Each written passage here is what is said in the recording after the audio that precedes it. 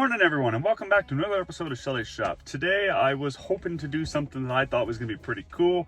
We're going to be installing a motor transmission into a 67 C10 long box. It's a factory big back window or panoramic back window. It's a really cool truck, but the hanger up is it's going to be in the field. I'm going to be doing what I can to install the engine transmission into the truck, put a front clip back on it, put the hood on, and then yeah, the goal is to drive the truck out of the field where it's been sitting for the last few years, and I got it. It had been sitting for gosh knows how long in the middle of the field. So it's going to be driven out of the field. That's the goal. The only downside to this whole operation, other than the fact that it's going to be kind of crappy working out in the middle of the field, is that it's really windy today. Like, she's blowing out there pretty good. So the audio is not going to be great, and I'm debating if how to proceed with this, but I've only got a day and a half to do this, so I need to get my heels together and get working on this. So stay tuned. So I think it's important to know that, or to say anyways, that the goal isn't to drive the truck out on this video. I would like to have the truck to run, and that is it. This truck might be driven out here next spring when we can get tires and a full brake job done on it. And I'm going to film you around and show you the truck, and I'll tell you a bit of the backstory on it. So here it is. Yeah, this is it. I picked some parts off of it over the years. I got some pretty interesting stuff lined up for it. We have those two fenders are off of my 67 CST truck that I sold this fall, or last winter, sorry. This is going to have a 230 inline 6 with a TH350 engine installed into it. It's the engine combo I wanted. It's got no box. Those doors, this door and that door, again off of my other 67 small back window I had. This truck, these doors were put on just as placeholders. It is factory automatic. Big back window, as you can see, and it is a 67. It's not a 68. Yeah, there's buddy bucket seats in there. I'm looking forward to it. I have never cleaned it out. I've never inventoried what's in there. This episode's goal is just going to be putting it back together so I can keep the engine and everything in there. I'd like to have it running, perhaps from the tank. If not, I brought an external fuel cell. Yeah, this should be pretty good as long as the audio doesn't all get destroyed because of the wind. So if the audio is bad, I apologize. There's not a lot I can do. I can bring my mics. We're about 2 hours from Schelly's shop proper. We got my in-laws farm. My father-in-law graciously lets me keep my vehicles here stuffed away in the back. We're not like, there's no shop anywhere around us. We're just out here. So we're about, I don't know, 300 yards from the nearest building that has power. So there's no chance in us running an extension cord this far. Enough pitter patter. I need to make a plan here. So my first thought is to organize everything, maybe tramps down some of these weeds here. I was thinking about maybe pulling the whole rad support off, allow the engine transmission to slide in. These doors came off of another parts truck. Yeah, we got a lot of work to do, and this wind is really kicking my pants here.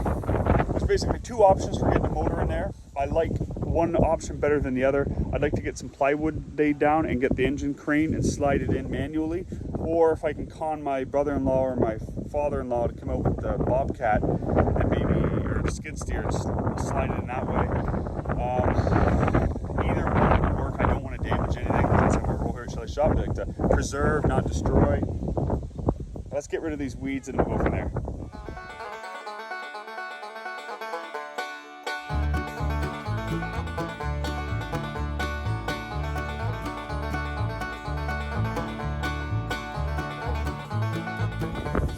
Alright, now that this is kind of stomped down some, when we got this truck, it had front fenders and matching doors. It was a 507 blue. It had no hood, and it had a hood. It had a seafoam green hood and a seafoam green box. Ended up selling those parts, and like I stated earlier, I took the doors and the fenders and put on my other 507 blue 67 Chev that I drove to Ontario. Okay, I'm just unstrapping all the stuff I brought down. I really racked my head trying to figure out what I was going to need. This is the hood off of my old 67. My blue one like I keep talking about. Pretty much trying to make it as close to that truck as possible. But instead of having an LS, it's going to have 230 inline 6. The intention for this is going to be my shop truck. I'm pretty excited about that, honestly. Yeah, so I got the hood, got a bunch of fuel wells, brought my tools, got a radiator for an inline 6, got a battery, I got fuel, you know, everything I think I'm going to need I brought with me. I'm not saying I brought everything, but I brought what I thought I would need. I'm going to go ahead and get all this unloaded. Okay, we got everything out of the truck. I believe, like I used to say, I think it's everything we're going to need. Hopefully it's overkill. Rad, hood, fenders over here, doors on the back, motor, and, engine, transmission, fuel wells. We got fuel in here. We got our battery. We got our assortment of bolts and nuts for the front end. Should only take a half dozen bolts or so to attach each side. Yeah, some random stuff here.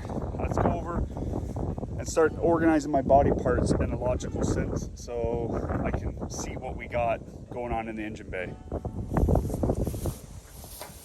Yeah, you might not believe it, these fenders were on my truck for 7 years and I ripped around in them. Never did anything to them, obviously. This is a pretty halfway decent fender for my area. I can put a new bucket on it. They got a good fender. This is the battery fender. The passenger side, it always seems to rot out. Good fender.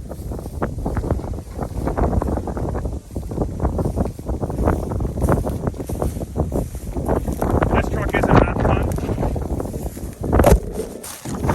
Well, Dukes, that's gonna be a problem today, for Pete's sake. See here, it's pretty solid. Like, there's some holes down in there. Across there, I know there's some holes. Above the windshield is solid. That's why I bought the truck. I spent the money on this one just because it is a 67 big back window. I'm very excited about it. Other than being an obvious parts truck for somebody once upon a time, it's fairly complete. I have, I believe, most of the stuff I need to put this truck back together. Yeah, I think it's enough talking.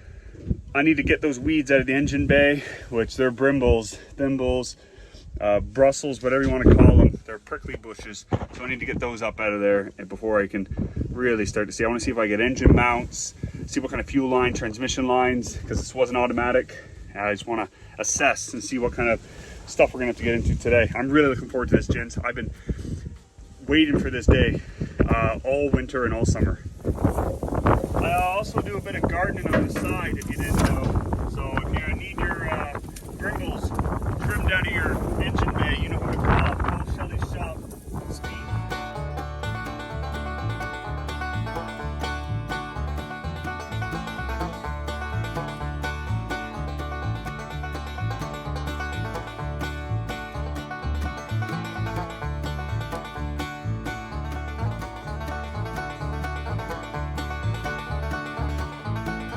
Okay, she's all cleaned out as best I can.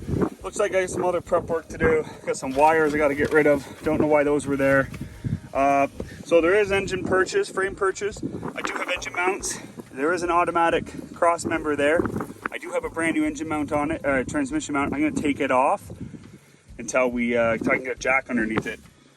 Yeah, I do remember a problem with the steering. My father-in-law and I, we moved it back here with the skid steer. The forks got pinched between in the steering, so I suspect I'm gonna have to put a whole new steering system on the front of it, which is no big deal because this is intended to be a shop truck. Like I said, it's kind of a nice little package. It is it's a panoramic window, like I keep saying. I'm very excited about that. I hunted for this truck for like 7 years. It's a panoramic window. It's got a 410 posi unit in the back. Okay, don't quote me on the gears, but it is a posi truck, so that's cool if it's not worn out. I'm pretty jacked up on this. This is a good candidate for a shop truck. I do have another box for it sitting over here. There's the box for it, little step side unit. Picked that up off another buddy of mine named Jordan. Yeah, we're gonna cut that off. It's a trailer right now. It's gonna go in the back of this. That is hunter green or force green, whatever they called it back in 67, 72. It does have marker lights on the back, so it's not a 67 box, but that is okay. I have plans to maybe convert this one to a short box and then make it the ultimate little putt-putt vehicle for ripping around locally for Schelly shop purposes. Just driving around a big diesel every time I need something is getting a little pricey on the fuel. So the intention for this is go disc brake. Don't do anything crazy. Just make it disc brake, short box it, with a little 230 inline 6 with a automatic, and just putt around in it and just make it a nice, clean little shop truck. I'll keep looking for the right box sides for it, make it all 507 blue again. It'll be like my old truck's little brother, because this is a half ton. My other truck was a 3/4 ton with a half ton frame underneath it. But yeah, it's gonna be neat. Okay, we're gonna be cheating here a little bit. We're gonna get the skid steer to lift the engine up out of the back of the truck, as well as I asked my father-in-law John if he would lift the front end of the 67 up so I can put some plywood underneath it to give us a bit of a start to being able to actually move this thing around. That might seem like cheating, because it is. So if we can find 2 pieces of plywood, I think we can do this. John's so helpful. He's even offered to give me a ride back. Really, he wanted me to hold the plywood down.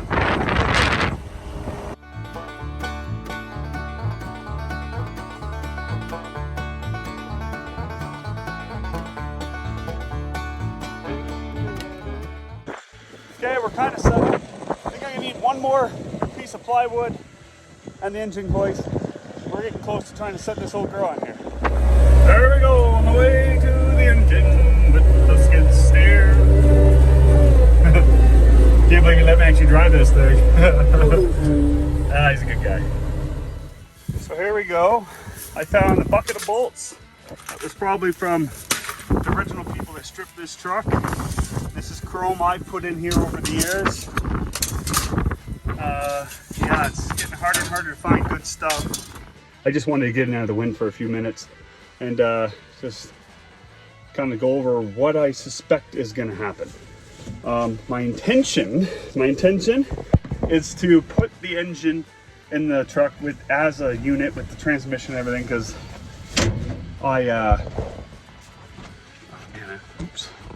Man, I missed the CST bucket seats. I'm sorry, back to what I was saying.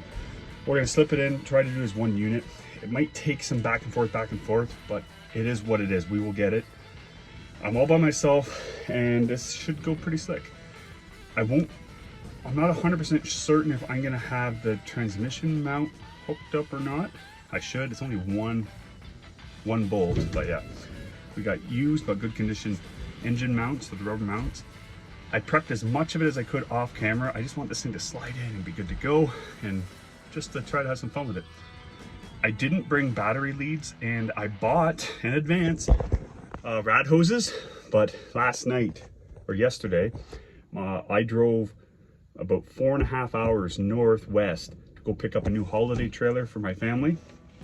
And on the way back, I got home, it was like 10:30, it was dark out. I was maybe in a bad mood from driving all day. No fault to my beautiful wife. She had everything all prepped.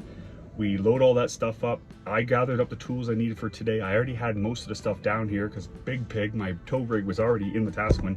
At the end of my long story, I forgot to bring my rad hoses that I previously bought. And I called around all the places down near Wetaskiwin. I can't find rad hoses. So making this thing run and get to temp might not happen now, and I'm kind of bummed out by it. But yeah, I'm not going to complain about that anymore on camera anyways. So we're going to go ahead. It is hot. It's still a hot day. The wind's keeping the heat off of me, but the second I sit down and get into the truck, she's pretty warm in here. Yeah. Okay, I need to, take my gloves off and get to work. Okay guys, I literally hit stop record and started looking through the truck, just kind of move the armrest up. What did I see? That looks like an almost brand new rad hose. And then I get looking. I'll show you what I see on the floor. This is not movie magic. This just happened to be in the truck. Right down there. That could be the lower rad hose. This could be the upper rad hose. This could have just saved our bacon. I'll wash it out with some water. Man, this would be swell if those are the rad hoses that make us run coolant through this old girl.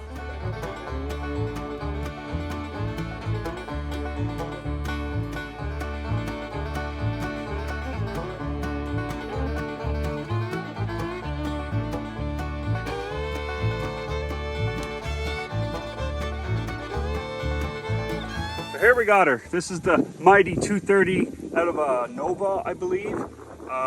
I don't really know what the difference internally is from a C10 or a C30, C20 truck to this. I don't know the difference between that and a car. But I got this as a rebuilt 30 years ago. We've already done a video on will it run on this, sitting on the shop floor, and it ran. Carburetor was giving us major problems. I have gone through a different carburetor. Don't know how good of a job I did. I'm not that good at rebuilding carbs, but you got to believe in yourself. The starter and everything's all hooked up. I should block off the transmission lines, pull that transmission mount, or maybe the one off of that truck might, off the crossmember might be smarter. These engine bolts I got to take out. That fuel pump should be good. I pulled it off another truck. Ignition system's already gone through. I know it runs. Ideally, we're gonna try and start it off the key on the dash. I might have to pull it off another truck and just have it dangle in there, but that's the best case. That's what I want, to be able to sit in the dash and crank it over that way. And then other, fingers crossed, the rebuild I did on that carb was good enough. I gotta block off vacuum ports, stuff like that. It's pretty cut and dry what I'm doing. I want it to lift up on an angle so I can scooch it down through the firewall, past the firewall without scratching up that nice patina. Without scratching this all up, because I'm not a big fan of the 507 blue, but it is what it is, you know. This is the only big window I've owned. Actually, I owned another one. It was chestnut, and it was really rotten. But okay, let's go ahead and start prepping the little bit I did. It's so hard to get good audio here. It's so windy. Tomorrow's supposed to be a nicer day, so tomorrow we might get better audio.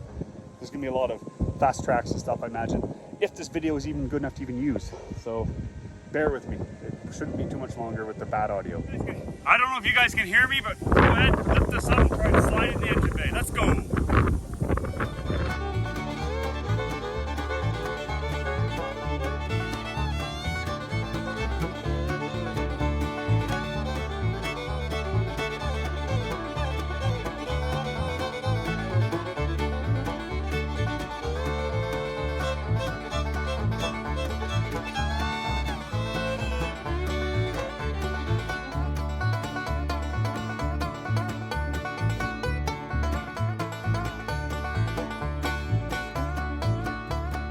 When you're good, you're good. I mean, she ain't bolted in none, but it's in there. Can't argue with that. Okay, this is not a Yeti endorsement. Had that out a long time. So this perch pad goes to this rubber mount. There's a inset nut in here that the bolt goes through a hole on the perch straight up into it. They can fight you some. Just be patient.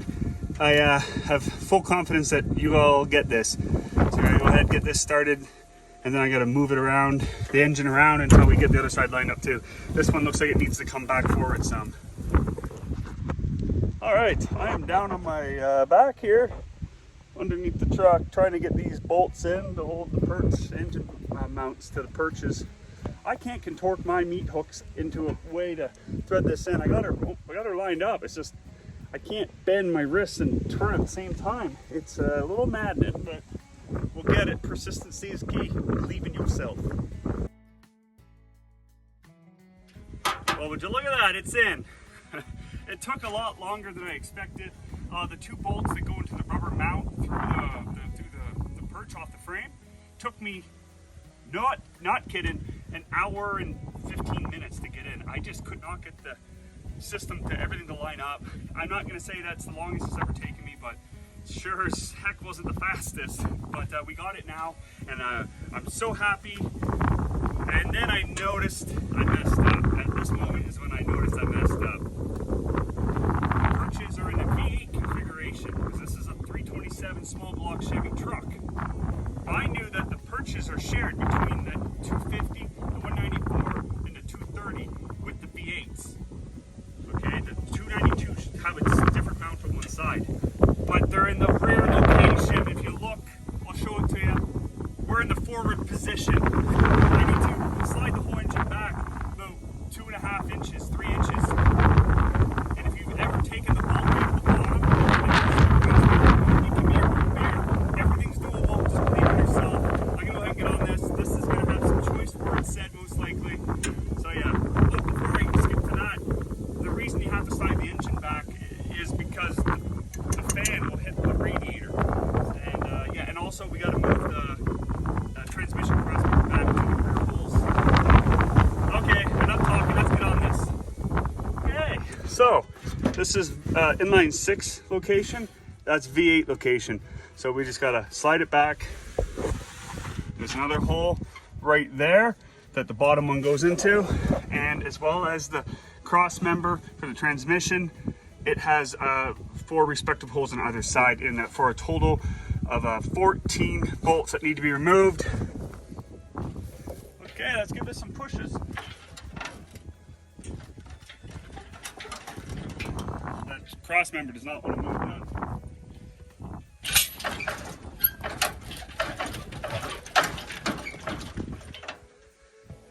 I know I got all the bolts out. That does not want to move. I'm gonna try to put a ratchet strap on each side back somewhere behind the cab and try and ratchet strap it back. Okay, I put the ratchet strap from the center of the cross member to the back cross brace on the frame. Give it a couple ratchets. And ready to move back about 1.25 inches. Let's go ahead and give this a shot and see what happens. A little bit better. You guys watch. I'm gonna go ratchet, and I suspect we'll get her this time one more after this. I'm feeling pretty lucky with that one, boys. And pretty not bad. I think we went too far. I'm gonna loosen up this ratchet strap and see if we can jig this forward here some. Let's go.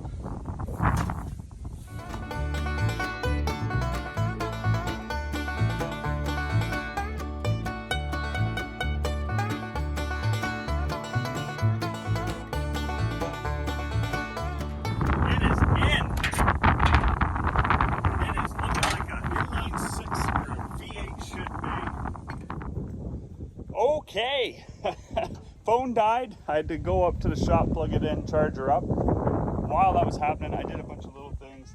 I installed the rad. I had to pull the rad back out, and I just realized I didn't reconnect the temporary rad hoses. I pulled it inside the cab. The throttle linkage hooked up. The motor's completely fastened in place. I just started hooking up the wiring and every other little thing that I could see. We're about to get rain, I'm pretty sure. And with the engine laid out like this, I need to get fenders on this truck real quick, like, and the hood. And I'm gonna try and make this thing look like a truck before you guys see it next. So stay tuned, it'll be just. All right, hi then. Would you look at this? Hood hinges, we pulled them out of my Suburban, and well, not out, they were just in the back. So yeah, I got all the electrical hooked up, fuel lines plumbed in. I'm gonna be running it, the first little bit of fuel from the original tank. I got a fuel filter down here. That'll be, I got 2 of those. I got 1 more of those, so if that gets clogged up, we'll probably just continue running off external canister, but I think the tank's pretty clean. Got the fuel line, I had to bend this one all up. I did that this morning off camera. It was, had a bit of a rough night. Okay, and that will be pumped from there over to here. And I'll be running my external fuel source from this point up to here. You'll see that in a minute. We're getting dangerously close to trying to fire this thing. Need to round up a key and maybe have to dummy some power over to my coil, because this wire is hooked onto the coil, but down there's only 1 terminal for the battery.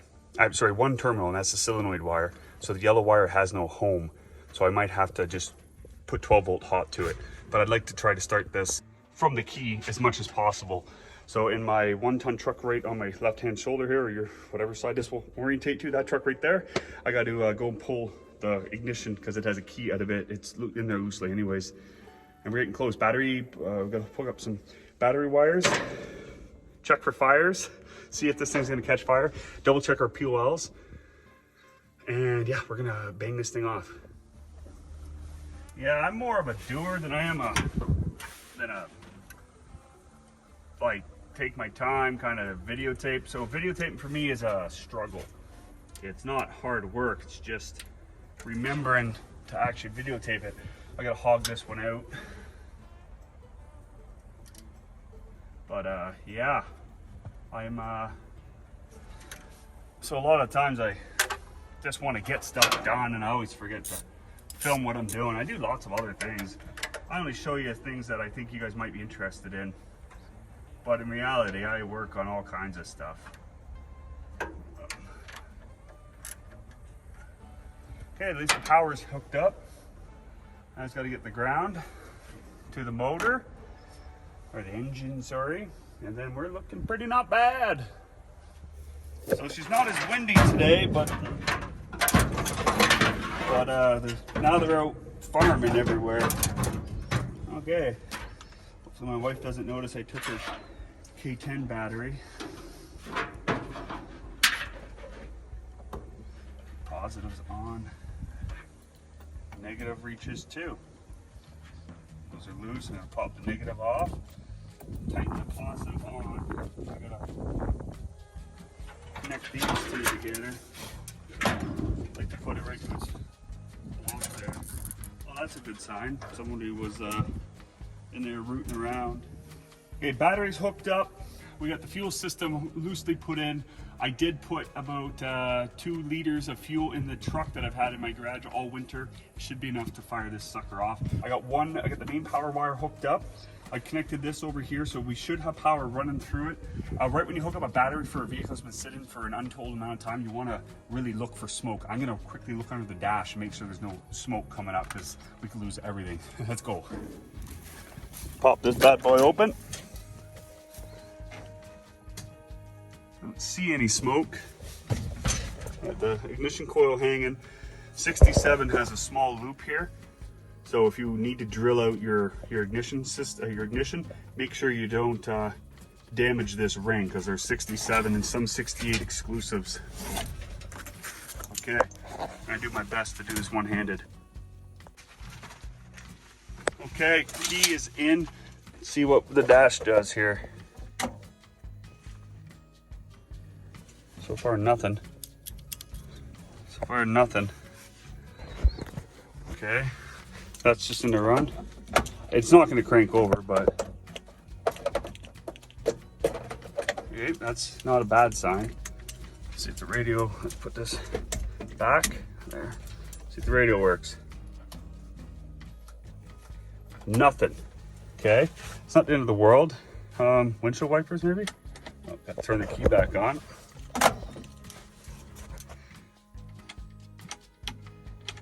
Seems like we get no power. Horn doesn't even work. Okay.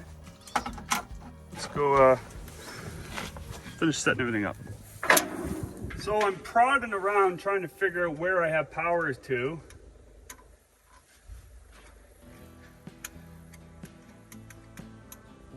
I just had power down here and I got nothing. Oh, there we go. So a lot of it's just grounding.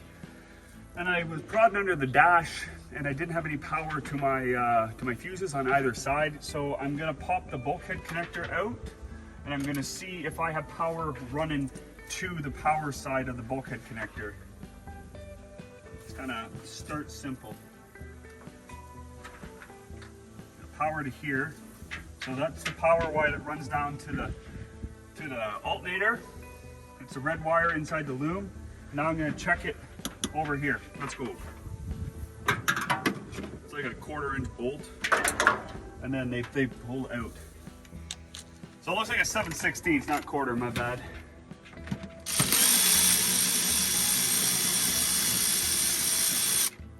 I've had it where I'll push the grease nut off the other side of the bulkhead connector by just pushing it through. So be cautious when you're doing this.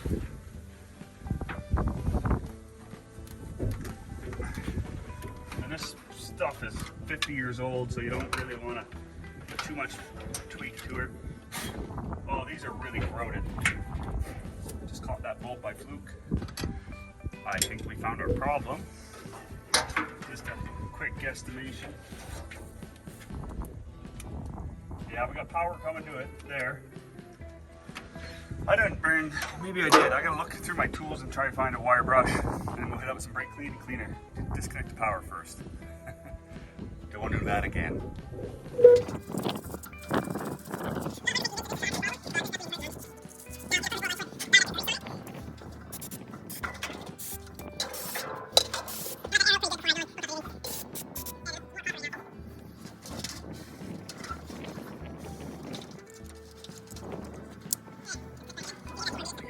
Minutes to air out, then we're gonna see if we got power on the other side again.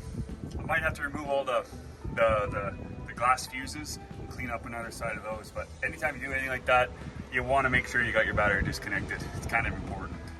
Okay, batteries reconnected, bulkhead connectors back in and screwed in. Let's see if we got some action going on here. Oh, gas gauge is moving. Oh, we got a horn action. All right. What about wipers? Could just be the switch being dirty. Who knows? Leave those off. Lights should stay off. Let's see what happens when I do this. Holy crud, it fired over. Okay, make sure the key's out. We need to inspect for smoke. We got dash power. It was just a dirty bulkhead connector. It was just a dirty bulkhead connector. This truck's been sitting for gosh knows how long. Everything's gonna need a little bit of cleaning and whatnot. So yeah, just give me a couple seconds here to think. I'm gonna watch for smoke, and then we're gonna try and see if we're gonna crank this thing over a whole bunch to build up some oil pressure. All right, let's go ahead and see if we can fire this sucker up. We're gonna turn the fuel on, the battery terminal negative on, do a little twist. Yeah, let's do this.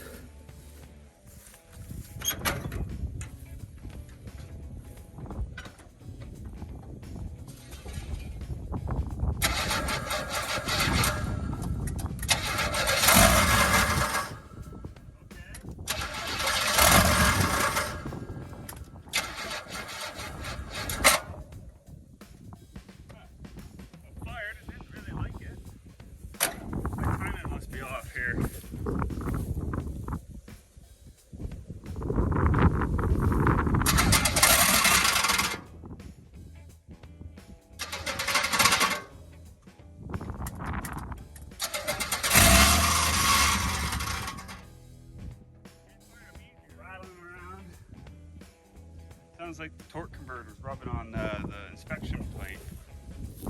Take a little more time and out.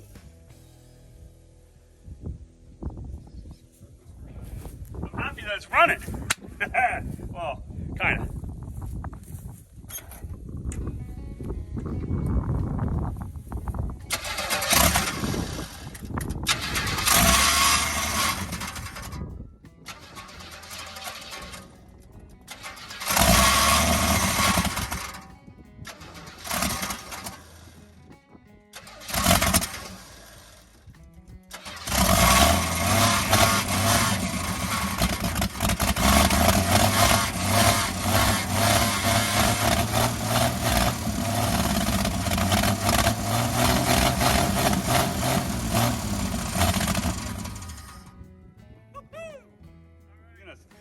I'm gonna start putting some water in the rad. Don't want to spill any if I can help it, so it doesn't get all over. I don't know if we're gonna have any leaks or what.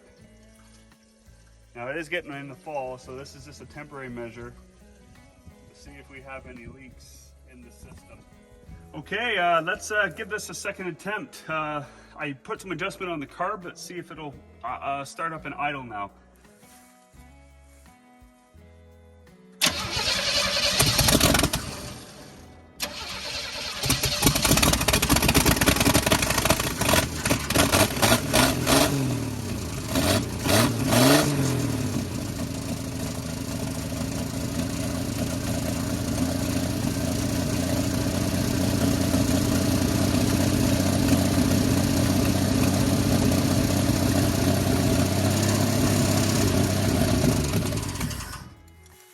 Okay, so there's a few more issues going on with it. The fuel tank, the temporary one I got cobbled together, it's too big of a line and too small of a gas inlet to the carb, so it's dripping a bit. I told you about that a while ago. It seems to be running okay. The carb needs to be some fine-tuned, but I want to start pulling its own fuel. I added 20 more liters to the fuel tank. It's still not picking up. So that leads me to believe that the fuel line itself is clogged. So I'm gonna go ahead and disconnect it from the in-tank fuel, the in-cab fuel tank, and then I gotta get some compressed air and an air compressor, an air peg, and try to blow the line out. And I'm gonna put fuel, manually squirt fuel into the line in the cab side to try and loosen any kind of foreign debris up. Let's go. Okay, so what I did here was I disconnected it from there. That's the fuel send-in unit. And I manually put some fuel down it, and I made a seal with this green nozzle into the fuel pickup, and I could feel it when it stopped taking fuel and air pressure. So there is definitely a clog in that line. Now, I already came over here and I disconnected the fuel filter, the brand new one. You can tell nothing's been picked up in there. And right here, there is the fuel line. So I'm gonna be blowing back and forth with an air peg, trying to free any particles up in there. Hornets like to make nests in there. It could be nasty. I've seen cases where people had to remove the whole line and get a new one because it's so clogged up with, say, dirt daubers or mud wasps that we have up here. So not ideal, but we're gonna get it. Okay, we got the fuel line all cleared up. I used a little DeWalt air compressor because I couldn't find air peg with a nozzle on it. So we're gonna switch over to the normal fuel system. All right, fuel system's all hooked up now. Let's do some testing now. Let's see if she can, let's tune this sucker. Let's get the carburetor set, I mean.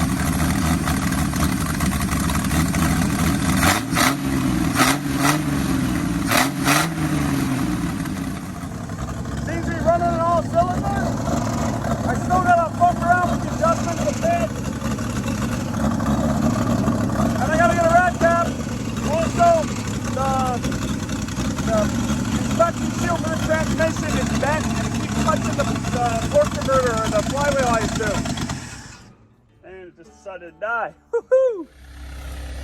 The last piece of the puzzle. Again, we're cheating here a bit, but when I first met John, he told me they don't do anything manually. Since they got this here, it's gonna go on that truck.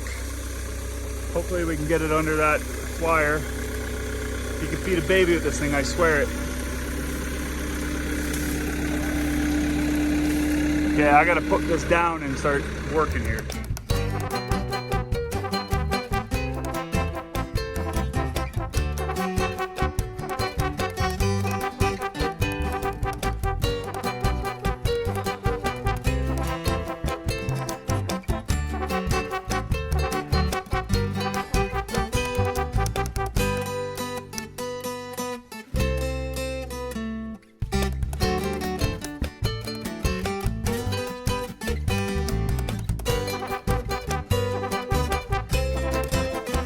Okay, we are done.